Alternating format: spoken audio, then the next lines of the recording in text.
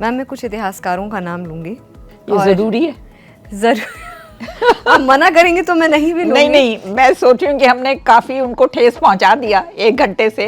1 घंटे मैम हमने बहुत सब्जेक्ट कवर किया है। चलिए। और इस बार मैं नाम लेकर के आपसे कि आप अगर एक सेंटेंस में या आप अपना ओवरऑल होलिस्टिक भी अगर आप कुछ बोलना चाहेंगे इनके जो काम है उनके लिए। रोमिला थापर। रोमिला थापर की विशेषता ये है कि वो प्राचीन भारत की हिस्टोरियन मानी जाती हैं। उनका बहुत नाम है, न केवल भारत के बाहर भी उनका बहुत सम्मान किया जाता है। लेकिन उनके बारे में मैं 2 बातें कहूँगी। एक तो संस्कृत का उन्होंने अध्ययन नहीं किया है, और दूसरा आर्यन इन्वेजन थियोरी पर वो अपना स्टैंड बदल गई हैं।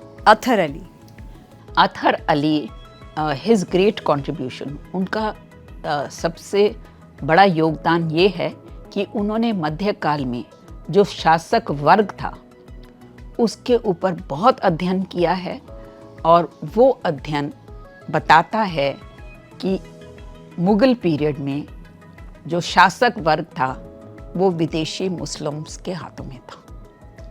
Irfan Habib is a very well known, recognized, respected scholar. उनका मेन काम है agrarian system of Mughal India. उस काम से हमको पता चलता है कि जो साधारण किसान थे पूरे मुगल पीरियड में किस तरह से उनका शोषण किया जाता था। उनके पास कुछ बचता नहीं था, और तब भी उनको विवश किया जाता था कि आपको कर देना है। जब वो कर नहीं दे पाते थे, उनके बर्तन भांडे उनको कैद करके ले जाते थे, और उनके बीवी बच्चे रोते रोते उनके पीछे जाते थे। तो agrarian system of Mughal India Irfan Habib का बहुत इम्पोर्टेंट काम है, और वो मुगल काल का असली रूप हमारे सामने लाता है।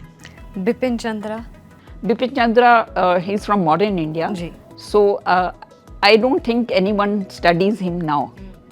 मॉडर्न इंडिया के पीरियड में मैं सोचती हूँ कि सबसे महत्वपूर्ण काम प्रोफेसर बिमल प्रसाद ने किया है। बिमल प्रसाद भी JNU के हिस्टोरियन थे, और उन्होंने 3 वॉल्यूम में भारत के विभाजन की कहानी लिखी है, जिसका बिपिन चंद्र इत्यादि मुकाबला नहीं कर सकते। इसका ये मतलब नहीं है कि मैं सम्मान नहीं कर रही बिपिन चंद्र। नहीं, आपने हर हिस्टोरियन ये बहुत अच्छी तरीके से आपने उनके पहले जो उनका कार्य क्षेत्र है उसके बारे में आप बता रहे हैं। उसके बाद आप उनकी जो कमियां हैं या जो खूबियां हैं वो आप उसके अकॉर्डिंगली आप अंडरलाइन करें। आरसी मजूमदार भारत के प्रसिद्ध राष्ट्रवादी इतिहासकार थे। उन्होंने इतने ग्रंथ लिखे हैं जो आज भी हम पढ़ सकते हैं और इससे हम सीखेंगे। लेकिन आरसी मजूमदार के बारे में मैं एक बात आपके दर्शकों के लिए बताना चाहूँगी। आज़ादी के बाद ये प्रश्न उठा कि स्वतंत्रता के बारे में हमारे इतिहासकार कुछ लिखें। तो आरसी मजूमदार ने कहा कि मैं हिस्टोरियन हूँ और मैंने ये सब कुछ देखा है, मैं गवाह हूँ फ्रीडम मूवमेंट का, तो इसका इतिहास मैं लिखूँगा। तो केंद्रीय सरकार ने कहा ठीक है, और आरसी मजूमदार ने जब पहली वॉल्यूम सबमिट की तो केंद्रीय सरकार ने कहा हम इसको नहीं छापेंगे, हम आपके प्रोजेक्ट को नहीं सपोर्ट करेंगे, और ताराचंद जो ईरान में एम्बेसडर थे उनको बुला के ये काम उनको सौंपा। क्योंकि उस समय से भारतीय modern Indian history freedom struggle को एक नया रूप देना का प्रयत्न शुरू हो गया था। आप इमेजिन करिए, RC Majumdar well recognised historian, eye witness, participant to the freedom struggle, जब उनकी पहली वॉल्यूम आई तो केंद्र ने कहा हम नहीं छापेंगे। अपीजमेंट की पॉलिसी तभी शुरू हो गई थी। बंकिम चंद्र चट्टोपाध्याय, या he is not a historian actually, मगर उनका जो कंट्रीब्यूशन लेकिन रहा है वो बहुत इमेंस रहा। इमेंस रहा है।